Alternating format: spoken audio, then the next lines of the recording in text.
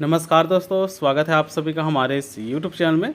दोस्तों, इस वीडियो हम सामान्य विज्ञान संबंधित कुछ महत्वपूर्ण क्वेश्चन लेके आए हैं जो कि शिक्षक भर्ती की दृष्टि से बहुत ही महत्वपूर्ण होने वाला है। जी हाँ दोस्तों, कल 10 जून को जो सहायक शिक्षक का एग्ज़ाम होने वाला है उसके दृष्टि से यह बहुत ही महत्वपूर्ण होने वाला है। तो वीडियो को आप ज़रूर देखें और यदि अभी तक चैनल को सब्सक्राइब नहीं किए हैं तो चैनल को सब्सक्राइब जरूर करें। तो दोस्तों, देखते हैं सबसे पहला क्वेश्चन जो कि भौतिकी विज्ञान संबंधित है, जिसमें पूछा गया है फोकस लंबाई 1 सेंटीमीटर के लिए लेंस की शक्ति होती है। तो ऑप्शन ए दिया है वो 1D, option B 10D, option 3 100D या फिर ऑप्शन 4 0.001D, जहाँ पर डी आपका डायोप्टर है। तो इसका आंसर हो जाएगा दोस्तों आपका ऑप्शन नंबर 3 100D। ठीक है, 100 डायोप्टर। ठीक है, अगला क्वेश्चन है निम्नलिखित में से कौन सा कथन घर्षण के संदर्भ में सत्य है। ऑप्शन ए घर्षण वस्तु के द्रव्यमान पर निर्भर नहीं करता। 2 विरामावस्था में किसी कार पर कोई घर्षण बल कार्य नहीं करता।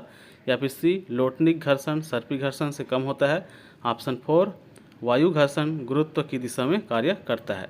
तो यहाँ पर सत्य है बोला है, तो इसका आंसर हो जाएगा आपका ऑप्शन नंबर 3 लोटनिक घर्षण जो है सर्पी घर्षण से कम होता है। ठीक है, ऑप्शन नंबर 3। अगला क्वेश्चन है एक लौह चुंबकीय पदार्थ अनुचुंबकीय पदार्थ बन जाता है। ऑप्शन ए केवल क्यूरी तापमान पर, ऑप्शन 2 क्यूरी तापमान के नीचे, ऑप्शन 3 क्यूरी तापमान के ऊपर, या फिर ऑप्शन 4 कभी नहीं। तो जो एक लौह चुंबकीय पदार्थ होता है वह अनुचुंबकीय पदार्थ में बदलता है क्यूरी तापमान के ऊपर। Option number 3। क्यूरी तापमान क्या होता है?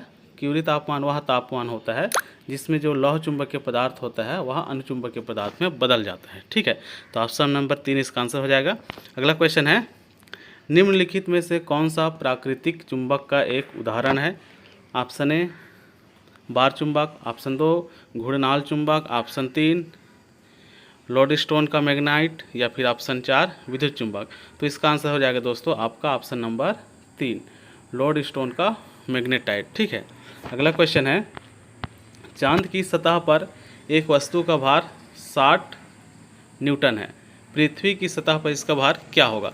तो पृथ्वी की सतह पर इसका भार हो जाएगा आपका 360 न्यूटन।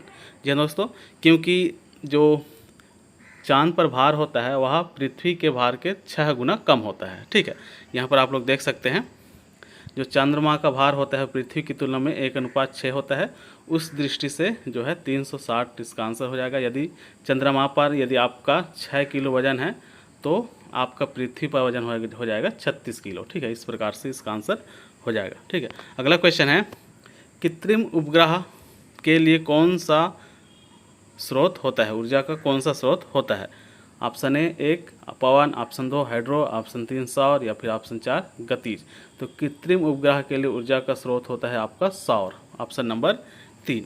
अगला क्वेश्चन है विद्युत धारा का पता लगाने के लिए उपयोग किए जाने वाले उपकरण कौन सा है। Option 1 galvanometer, option 2 tube tester, option 3 altimeter, option 4 फायदोमीटर। तो इसका आंसर हो जाएगा आपका ऑप्शन नंबर 1 गैल्वेनोमीटर। ठीक है, अगला क्वेश्चन है पदार्थ की प्रतिरोधकता किस पर निर्भर करती है। ऑप्शन ए दिया है तार की लंबाई पर, ऑप्शन 2 तार का व्यास पर, ऑप्शन 3 तार के घनत्व पर, या फिर ऑप्शन 4 तार के पदार्थ पर। तो इसका आंसर हो जाएगा आपका ऑप्शन नंबर 4 तार के पदार्थ पर। ठीक है, अगला क्वेश्चन है हाइड्रोजन बम और यूरेनियम बम क्रमशः किस पर आधारित होता है। तो ये दोनों आधारित होता है आपके नाभिकीय संलयन और नाभिकीय विखंडन पर। तो इसका आंसर हो जाएगा आपके ऑप्शन नंबर 1 नाभिकीय संलयन और नाभिकीय विखंडन पर।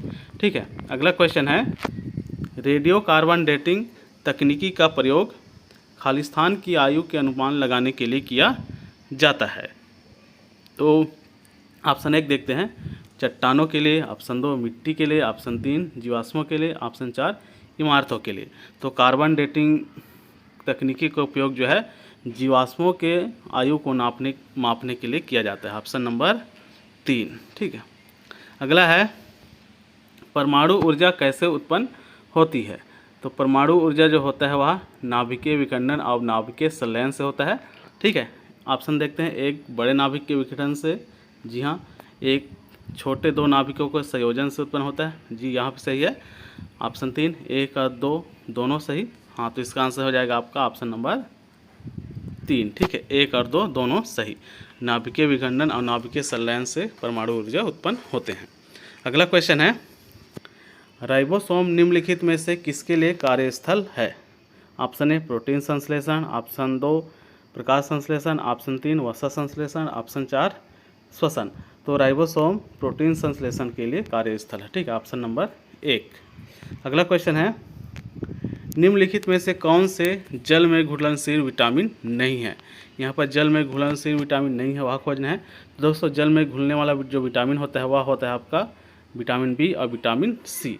तो ऑप्शन देखते हैं, ऑप्शन नंबर 1 मतलब विटामिन सी जो है यहाँ पर चूँकि इस पर नहीं है पूछा है, तो आपका आंसर हो जाएगा 2 और 3।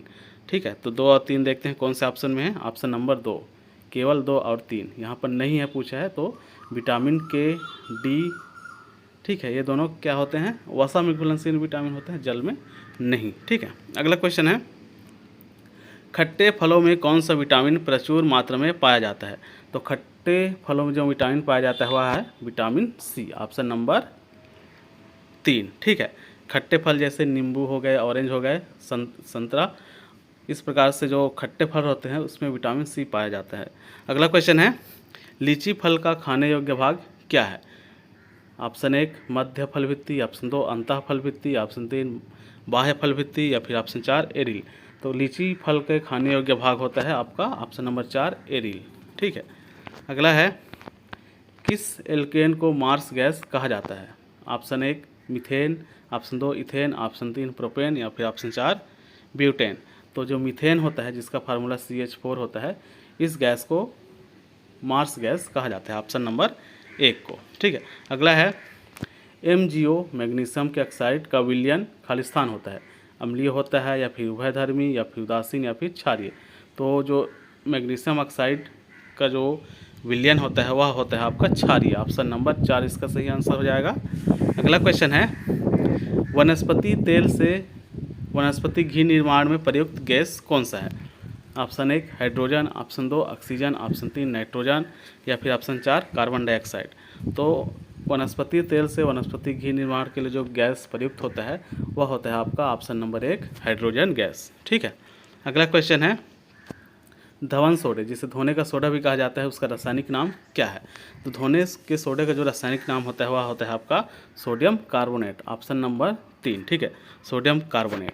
आइए देखते हैं कुछ रासायनिक पदार्थ जिसका जो सामान्य नाम है, जो कि अक्सर जो है कंपटीशन एग्जाम में पूछा जाता है, जिसमें सबसे पहला है सोडियम बाइकार्बोनेट, जिसे बेकिंग सोडा भी बोला जाता है या फिर खाने का सोडा भी बोला जाता है। इसका फार्मूला होता है NaSO3। ठीक है, कैल्शियम क्लोरो हिपोक्लोराइड जिसे ब्लीचिंग पाउडर कहा जाता है, इसका फार्मूला होता है कैल्शियम Ca कोष्टक के अंदर ClO2। ठीक है, इसके अलावा सोडियम हाइड्रोक्साइड जिसे कास्टिक सोडा कहा जाता है, इसका फार्मूला होता है NaOH। सोडियम कार्बोनेट जिसे धोने का सोडा कहा जाता है, इसका फार्मूला होता है आपका Na2CO3.H10H2O। ठीक है, अगला है कार्बन डाइऑक्साइड जिसे शुष्क बर्फ भी कहा जाता है, फार्मूला होता है CO2। इसके अलावा कॉपर सल्फेट जिसे नीला विट्रियाल कहा जाता है, इसका फार्मूला होता है CuSO4।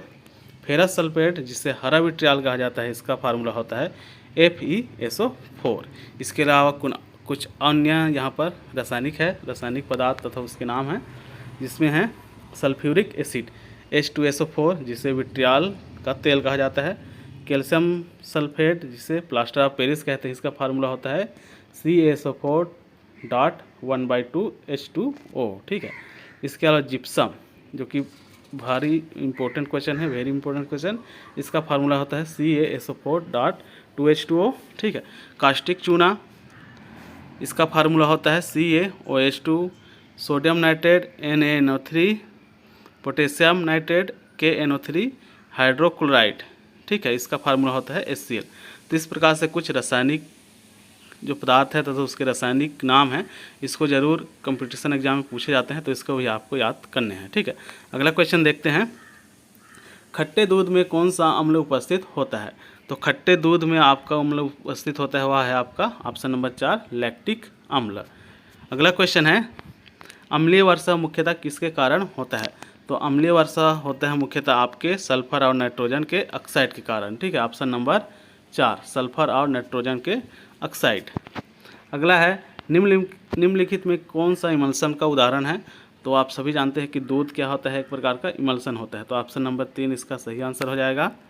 अगला है, एक पारिस्थितिक तंत्र में ऊर्जा ऑप्शन 1 मुक्त होती है, ऑप्शन 2 अवशोषित होती है, ऑप्शन 3 प्रवाहित होती है या फिर ऑप्शन 4 उपरोक्त में से कोई नहीं। तो एक पारिस्थितिकी तंत्र में इकोसिस्टम में ऊर्जा क्या होती है? प्रवाहित होती है। Option number 3।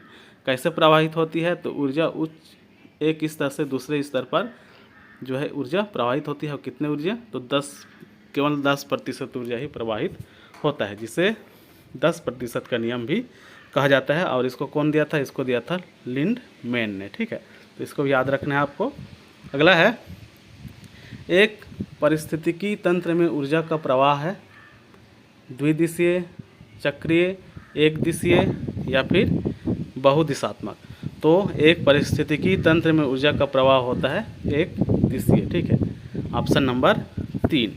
अगला है, प्रकाश तरंगे किस प्रकार की तरंगे होती है? तो प्रकाश तरंगे होती है आपके अनुप्रस्थ तरंगे। Option number 1। अगला है, दाब किसके साथ बढ़ता है? तो दाब बढ़ता है आपकी गहराई बढ़ने के साथ। आप जितने नीचे गहरे स्थान पर जाओगे तो दाब क्या होता है? बढ़ता है। ऑप्शन नंबर 3 इसका सही आंसर हो जाएगा। अगला क्वेश्चन है, गोताखोर शरीर को बचाने के लिए विशेष सूट पहनते हैं जो उन्हें किससे बचाता है? तो वह उन्हें बचाता है उच्च दाब से। ठीक है, उच्च दबाव से। ऑप्शन नंबर 4 इसका सही आंसर हो जाएगा।